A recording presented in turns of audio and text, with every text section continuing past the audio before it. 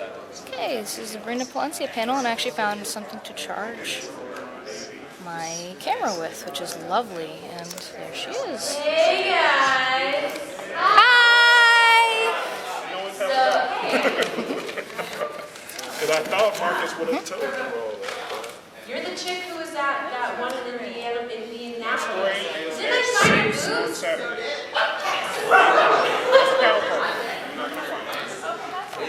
Yeah, so were you in Indianapolis too? No, it was in 2008.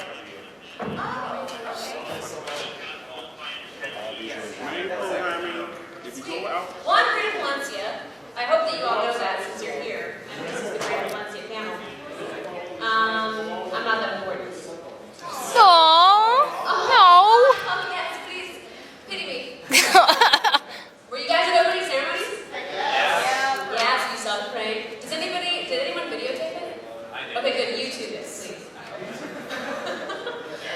Yeah, no, seriously. Put it on YouTube. So anyway, yeah, like I said, I'm Brina Palencia, voice actress and music director for Funimation, and I'm an ADR director for Open Trump 5000, and I'm also the co-host of GameStop Television. Woo! So this is just a Q&A, and I don't have anything prepared, so please fire away with your questions and speak up so I can hear you. Let's go with him and then you. Hello. First off, I wanted to thank you for helping to direct one of my favorite animes ever, School Rumble. That's one of my favorites too. School Rumble, woo! As far as, I wanted to ask you about School Rumble itself. How much of the series do you know about it, like, particularly after the anime series? And did you know that there was the story actually continued on afterwards? I do know that the story continued on, but I haven't read like the manga at all or anything like that. And I haven't even seen. Translated it really yet for the American audience yet. Yeah, I haven't even read like I've the read- first part. I've read some of what happens afterwards, and I don't know, maybe one day I might talk to you about it, maybe tell you about it one day, or something. Quite honestly, I missed that show so much I actually thought about starting reading the manga. And I don't know anything about whether or not we're going to do the third season. I really Actually, hope there's we do. I read an interesting thing about the third season. It turns out there are only going to be 2 episodes. Yeah, it's basically like an OVA. Basically it's the final chapters of the School Rumble series, collected and made into anime format, which tell the final chapters of the story. Yeah, no, I really hope we license it, but I do not control that. What is your question? Well, I did get your signature last year, and I told you that I have the Nina costume.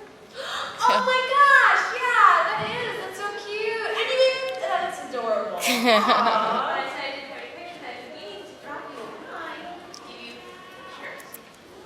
So, yeah. Oh, thank you so much. Oh, that's cute. Now, there's also another panel. Alexander? My sister wrote a script that involved Nina while she was sitting on a school set with Alexander. Here is the script. Eventually, I'm planning on doing a video version because we did it on it. But there's the script. Cool. And the music there, that was me where I plan on putting it up on YouTube. Cool. So I just wanted to mention that season equal love. Thank you. Thank you. That's very sweet.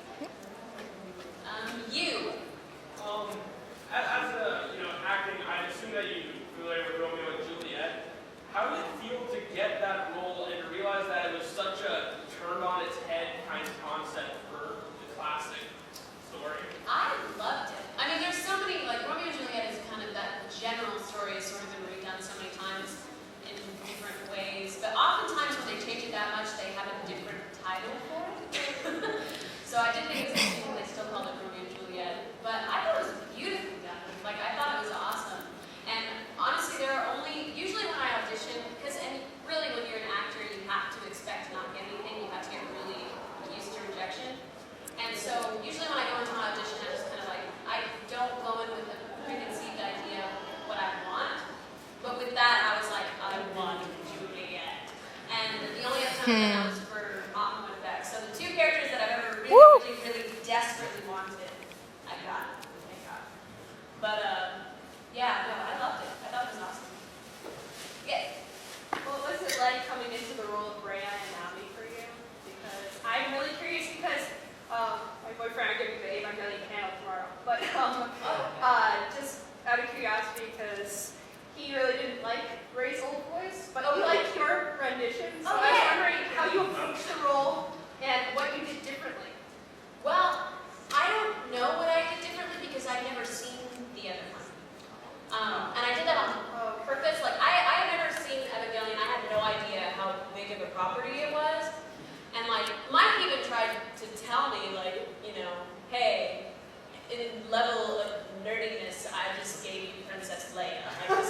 Touche. I was like, all right, and I kind of took it with a grain of salt.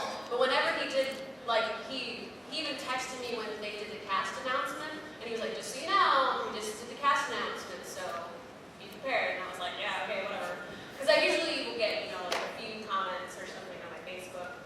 And this time, I mean, it was like, in one day, I got like 20 comments and messages about it, and I was like, wow, okay, so apparently this is a big deal. Cool, I hope I didn't completely suck. By that point, I'd already recorded it, and I mean, I really just kind of did whatever Mike told me. And I asked him if he wanted me to watch it or anything, and he said no, because I mean, it seems like it's supposed to be sort of a retelling, but it's still it's supposed to be really different, right? Yeah. And so he didn't want me to come in with a preconceived notion of how it was supposed to be done. He wanted to be able to just sort of direct me into what he needed. So I thank Mike for that. Like that was all Mike. I just kind of showed up and was like, oh, okay, you want me to say it like that? Whatever, I'll do it. But yeah, after seeing it, I think it's awesome, and I can't wait. Like I really hope we get to do the rest of it. I mean, as far as I know, I think you are. I don't know, but You did a great job. yeah, I really want to see how the rest of it turns out, because I mean, at Anime Expo, whenever we premiered it, and I said it jokingly, of course, because I know there's a lot of like philosophy behind it and whatever. And somebody asked me like, so, I mean, did it totally confuse you? And I was like, no, I mean, it was just like robots fighting, right? I think a lot of people took me seriously, and it was kind of awkward. But yeah, I really want to see what the crap it's about. I mean, Mike has told me some about it, but I really want to see it. Yes. I have three little things. First of all, I don't know if you remember this, but I wanted to say thank you for the shout out that you gave my website called the Desu Des Brigade at a con recently. Oh, yeah. Yeah, we all loved that. We were squealing over it. Oh my goodness. So one of our fans got that for us. We weren't able to go to that con. And then I have two questions. One's a real easy one, but it's been bugging me for forever. In the first Full Metal Alchemist, which kind of a downer, but when what happens to Nina does happen, was that voice yours, or was it just really heavily altered, or was it somebody else? I read the lines, but the mix engineer put a bunch of stuff on it. Distortion and stuff? Yeah, distortion. Okay, It sounded weird. I wasn't sure. I was like, It's my voice, but it's my voice in an electronic fashion. right. I was like, is that Chris Sabat or something? It doesn't even sound like her.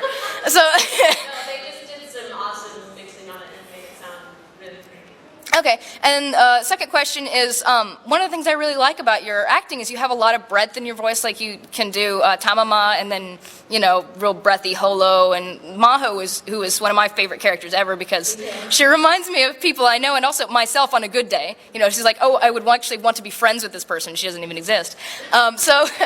I was curious, out of all the range that you get to do, the real high, squeaky, crazy stuff, and the more breathy, subtle stuff like Holo, do you have a personal preference of your acting range, or what kind of characters do you like the I most? guess not really. I love all my characters so much, and I mean, like, I have favorites in the different categories of voices that I do, but as far as which voice is my favorite to do, I don't really have one. It's more, I really like doing characters that are kind of gray.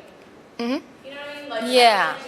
I don't like doing characters as much that are just completely one-sided. Though, it would be really fun to play someone that's just 100% evil. But I like having that depth in characters of like not really knowing, like that they're not just one-sided. Do you have a personal favorite of gray characters like that?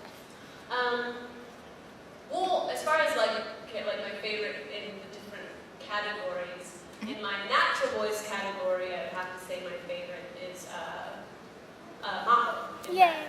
In my crazy high voice characters, I would have to say Tamama is my favorite. And in my quiet voice, that's actually kind of harder.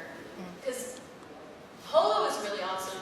I don't categorize, she sort of has a category all on her own to me. Because she's kind of breathy, but she's not as flat as my other breathy characters are, like Eve and Ray. She almost seems to have like a little bit of an accent, but I don't know what it is. You know what I did? Yeah. On Holo, whenever we always preview everything, the scene in Japanese because that's like the first time I see the script. So I would practice my lines in Katharine Hepburn, and then sort of let that color the way that I said everything. So it's not supposed to be a full-on Katharine Hepburn impression, but it is kind of inspired by her. That's kind of why I put her in a total category all on her own, because I've never done that with any other character. But yeah, as far as my flatter voice characters, that's really hard to say. Maybe I in Hellgirl, but I also scary. love Ray as well. So I don't know, it's hard to say. Cool. Thank you. In the back.